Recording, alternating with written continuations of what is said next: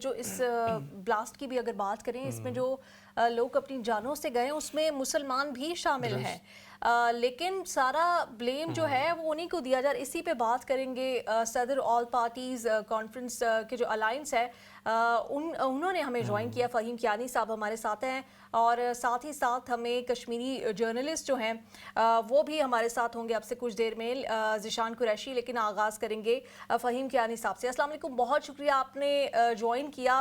یقیناً آپ کی نظر سے بھی یہ انڈین میڈیا کے جو کارنامے ہیں وہ گزر ہی رہے ہوں گے، نیوز ویب سائٹس جس طرح سے سوشل میڈیا پہ اس وقت کشمیریوں کو، مسلمانوں کو بلیم کیا جا رہا ہے، کتنا یہ مشکل صورتحال ہے اس وقت کشمیریوں کے لیے، مسلمانوں کے لیے انڈیا میں؟ بہت شکریہ، بڑے اہم ٹاپک پہ آپ مجھے موقع دے رہے ہیں۔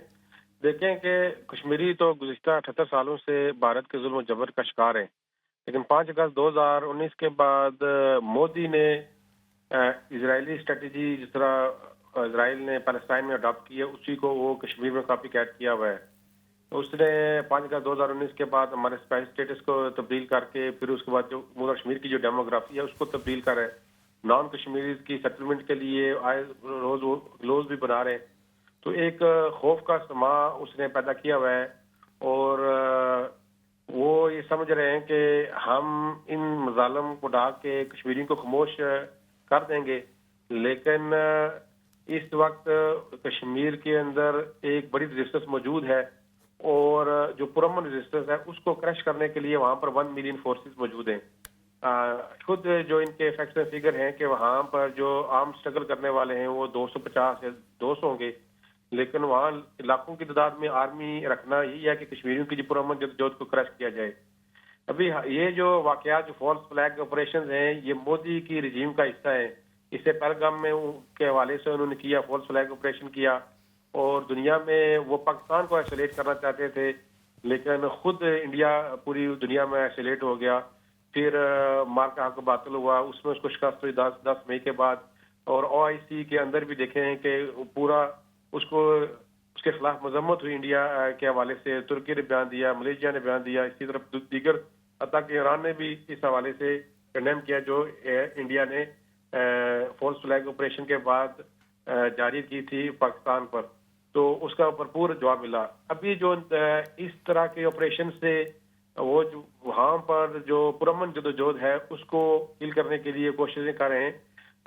اگر یہ تو پہلے تو باہر نکلنا، مظاہرے کرنا، احتجاجی مظاہرے کرنا، یہ تو بات کی بات ہے۔ اگر کوئی کشمیری اگر وہاں پر کسی پوسٹ کو لائک کر دے جو پرو فریڈم پوسٹ ہو، جو رائٹ آف سیلف ڈٹرمنیشن کے والے سوشل میڈیا پہ، تو اس وقت اس کی فوراً 3-4 گھنٹے کے بعد اس کے گھر آرمی آ جاتی ہے، اس کو اریسٹ کر دیا جاتا ہے۔ وہ جو جرنلسٹ جو ابھی اس وقت گرفتار ہیں، ان کے واٹس ایپ میسیجز، یعنی واٹس ایپ میسیج جو ہم کہتے ہیں انکرپٹڈ ہے، لیکن اس کے پاس بھی ان کے وہاں پر انڈیا کا ایکسیس ہے، ان کے سامنے ان کو واٹس ایپ میسیج دکھائے گئے۔ آپ نے تو رائٹ آف سیلف ڈٹرمنیشن کی بات کی ہے اپنے صحافیوں کے ایک کامن گروپ میں، تو اس بنیاد کے اوپر اس وقت وہ جرنلسٹ 4-5 سال سے وہاں پر گرفتار ہیں، اور اس وقت تقریباً کوئی 2800 کے تعداد میں لوگ ایسے ہیں جو انڈیا کے جیلوں میں جن کو موو کیا گیا ہے، اور پوری جو اس وقت جو ڈیٹین ہے، اس وقت 10,000 سے زیادہ نوجوان اس وقت ڈیٹین ہیں۔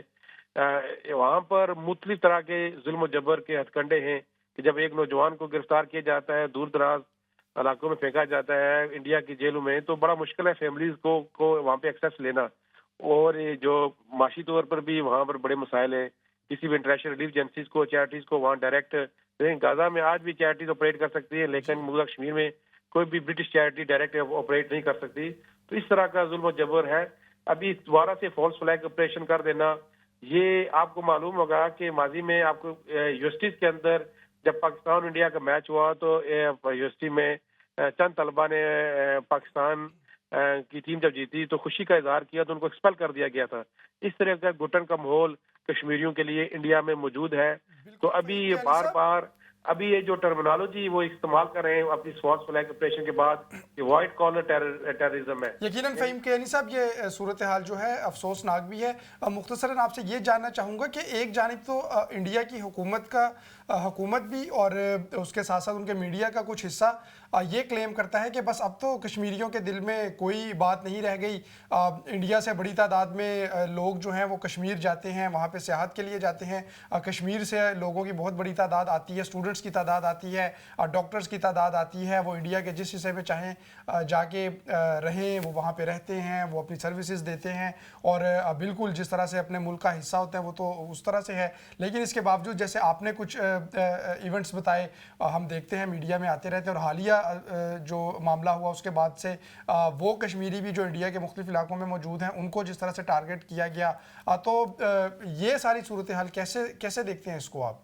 देखें कि जो कश्मीरी हैं रिलीजियस हार्मनी पे बिलीव रखते हैं। जो इंडिया की जो सिविल सोसाइटी है उससे तो हमारा कोई प्रॉब्लम नहीं है। जो हिंदुत्व रजीम है उसको कश्मीरी प्रॉब्लम है। हर किस्म के लोग वहाँ टूरिज्म के लिए जाते हैं, ताकि जो यात्रा करने के लिए आते हैं उन हिंदू माओ बुजुर्गों को कश्मीरी नौजवान अपने कंधों में उठा के, क्योंकि वो जो मंदिर हैं बड़े पहाड़ की ऊंचाई पे होते हैं, वहां तक लेके जाते हैं। तो इस कश्मीरियों का जो मोहब्बत का रिश्ता है, इंसानियत का रिश्ता है, वो तो खत्म नहीं होगा। क्योंकि सिविल सोसाइटी से, इंडिया की सिविल सोसाइटी को से तो हमारा कोई लेना देना नहीं है। उसको हमेशा वेलकम कश्मीरी करते हैं और वो बड़ी, और सिविल सोसाइटी भी बड़ी खुशी से बच जाती है, क्योंकि टूरिज्म के हवाले से कश्मीरियों का एक हिस्ट्री रही है। लेकिन जो हिंदुत्व रजीम है वो ये चाहती है कि कश्मीरी अपने पैदाइशी और जायज़ हक और इरादे से दस्तबरदार हो जाए। और सिविल सोसाइटी को जो मोदी ये सेल कर रहा था कि 5 अगस्त 2019 के बाद कि जो मैंने इकदाम किए उससे कश्मीर में नॉर्मलिटी आ चुकी है, लेकिन इन तमाम वाक़यात के बाद हम सिविल सोसाइटी को, इंडिया को भी कश्मीरी ये बताते हैं कि जब तक मसला कश्मीर हल नहीं होगा ये इंडिया और पाकिस्तान के दरमियान टेंशन रहेगी। और इसका बुनियादी हल यही है कि जो वादे इंडियन के फोर फादर्स ने यूनाइटेड नेशंस में किए हैं कि कश्मीरियों को हक आज़ादी दिया जाए, वही इसका हाल है। जो मोदी स्ट्रेटेजी कश्मीर में अपना रहा है इसका कतई हल नहीं है। बिल्कुल, बहुत शुक्रिया आपने हमें ज्वाइन किया।